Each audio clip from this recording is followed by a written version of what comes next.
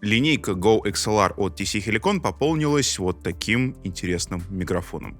Называется он, что характерно, Go XLR Mic. И в этом ролике на канале «Давай запишем» мы с вами и поговорим об этом самом микрофоне. Послушаем, как он звучит, и рассмотрим функционал, потому что, поверьте мне, я уже какое-то время покрутил этот микрофон в руках, и он действительно интересен.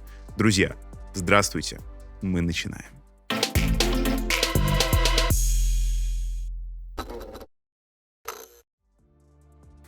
Но в первую очередь, чтобы не откладывать все самое интересное на конец и уже закрыть эту тему, да, это стримерский микрофон. И в первую очередь изначально он проектировался для работы с устройствами из линейки Go XLR, но никто не запрещает вам взять этот микрофон, поскольку у него XLR подключение, и подключить в любой аудиоинтерфейс. Например, в этом ролике мы используем наш студийный Roland, подаем усиление в районе 50 дБ, чуть-чуть побольше, и примерно такой звук вы сможете получить с 50 децибелами. Да, наверное, стоит подавать даже чуть-чуть побольше, но просто чтобы не получить перегрузку на записи, чтобы у меня оставался вот этот запас, headroom, поскольку я сейчас не стримлю, в дальнейшем я смогу как-то обработать этот звук, усилить его уже в цифре, то мне намного комфортнее будет записать с каким-то все же запасом. Итак, давайте смотреть. В целом мы видим, что сам микрофон выглядит действительно стильно. И сразу же очень важная фишка этого микрофона бросается в глаза — это динамический микрофон. И здесь у нас есть встроенный поп-фильтр. Я могу открутить его, достать, показать вам, вы можете на него посмотреть, могу его подключить обратно, и здесь можно менять расстояние поп-фильтра до самого микрофона, до гриля, что тоже иногда бывает необходимо. Давайте вернемся на привычное расположение, но перед этим мы проведем небольшой тестик с фильтром и без поп-фильтра. Начнем без поп-фильтра. Бабушка испекла блины и положила их на пол. Это наш привычный тест на взрывные согласные. Вернем поп-фильтр и послушаем еще раз.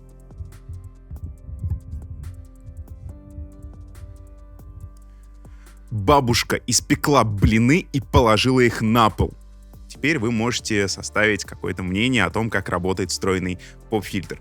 Сказать по правде, есть много микрофонов, в которых уже есть какой-то встроенный поп-фильтр или где в комплекте идет поп-фильтр. Очень часто есть микрофоны, где прям к пауку как-то прикручивается поп-фильтр, который идет в комплекте. И то, что мы видим с вами здесь, на мой взгляд, одно из лучших решений. Вот без ложной скромности. Helicon денег мне отдельно не заносили, это мое личное мнение, примите как данность. Ручки и различные управлялки, и это очень здорово, потому что микрофон у нас может вращаться в 3 различных осях, в 3 различных плоскостях. У нас есть одна ручка, есть еще одна ручка для поп-фильтра, ну и, конечно же, саму стойку. На самой стойке микрофон вы можете вращать по-различному. Давайте я немножко помолчу и в тишине просто немножко покручу микрофон в разные стороны, чтобы вы имели представление о том, как это все дело здесь работает.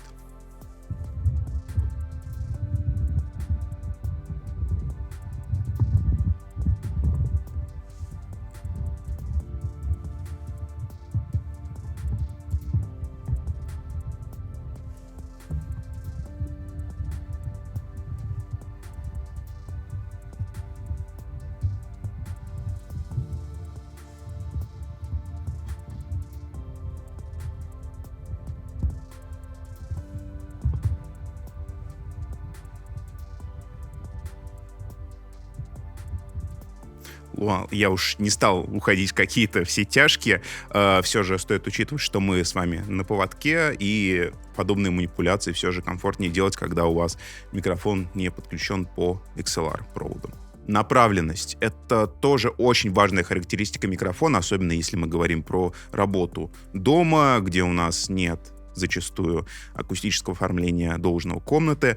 Направленность, что она делает, за что вообще отвечает направленность? Это, по сути, то направление, в котором микрофон у нас будет собирать звук. Собирать его более интенсивно. То есть тот звук, который и будет в конечном итоге на переднем плане, который попадет на ваш стрим. Допустим, у этого микрофона суперкардиоидная направленность. Это достаточно узкая направленность, и чтобы вам это продемонстрировать, я просто начну сходить с оси, я продолжу говорить непрерывно, и вы сразу же услышите. Вы сразу же начинаете слышать, как меняется звук. Он становится другим, он уходит как бы на задний план. На передний план, возможно, выходит комната, и после звучания комнаты, так называемая реверберация, я вернулся обратно, и теперь вы слышите мой голос таким, каким он и должен быть. Это поможет отсекать лишний шум, это поможет отсекать после звучания комната, о котором мы уже говорили. В целом для стримерского микрофона это замечательное дополнение. Что еще будет замечательным дополнением для стримерского микрофона, особенно если вы стримите с веб-камерой? Конечно же, кастомизация, потому что здесь имеется колечко, которое можно окрашивать в различные цвета. И позвольте я вам продемонстрирую, сколько цветов нам дается в комплекте. Мне нужно только открыть эту коробку и вашему взору просто показать вот... Смотрите, целая палитра из цветов. Изначально из коробки на микрофоне был натянут серый цвет, но я решил как-то поиграться, сделать поинтереснее в тон нашего канала, например, и взял вот такое фиолетовое кольцо. Мне кажется, выглядит прям стильно, особенно если вы балуетесь всякой RGB-шной цветомузыкой, у вас очень крутой собранный на заказ компьютер с подсветкой, водным охлаждением и подобными приколюхами. Такие решения будут здоровскими. И опять же, в кадре это будет смотреться очень и очень эффектно. Как уже было сказано в самом начале, этот микрофон создавался для работы с Go XLR от TC Helicon, и в частности для работы этих двух устройств нам рекомендуют использовать фирменный провод от TC Helicon. Мы уже со студийцами с нашими немножечко посмеялись на эту тему, позвольте, я поделюсь с вами. Дело в том, что это квадропольный провод. Да, квадропольный провод длиной 3 метра. Это немножечко странно, потому что такой провод в любом случае будет намного дороже из-за того, что он фирменный, во-первых, во-вторых, из-за того, что он квадропольный. Так что, если хотите знать мое мнение, это то, на чем можно сэкономить. Возьмите себе какой-нибудь провод из магазина. Нормальный на ньюитриках, тот же XLR, но не фирменный, который будет стоить намного дешевле. А на оставшиеся деньги, закажите себе пиццу домой и покушайте спокойно пиццу. По характеристикам микрофона. Все-таки давайте вернемся к цифрам.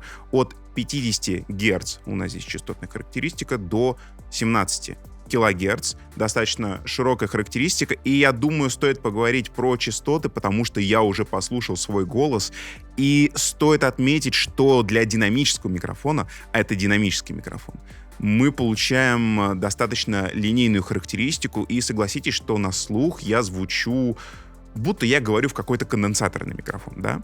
Но фантомное питание с компьютера я не посылаю. То есть это полноценный динамический микрофон.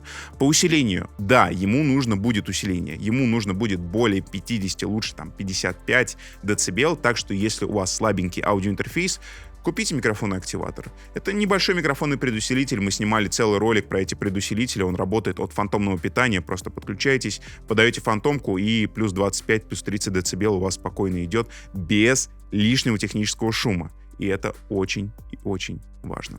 Друзья, в конечном итоге мне будет очень интересно узнать, что именно вы думаете об этом микрофоне. Напишите в комментариях. Если вы стример, поделитесь своим стримерским опытом. Напишите, допустим, какой-то микрофон, который вам нравится больше всего и который вы на этот ни за что не применяете. Нам будет очень интересно прочитать.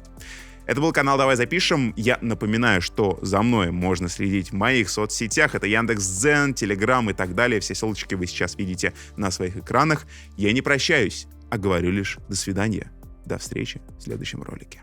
А если я показываю эти штуки, я их просто хочу в режиме лайв показать, как-то, как на твой взгляд, лучше вот так позиционировать? Чуть ниже, и можно правее как бы по себе. То есть... по себе? Да, вот так, да. По центру себя прямо? Да, вполне, да. В общий план. Их будет хорошо видно.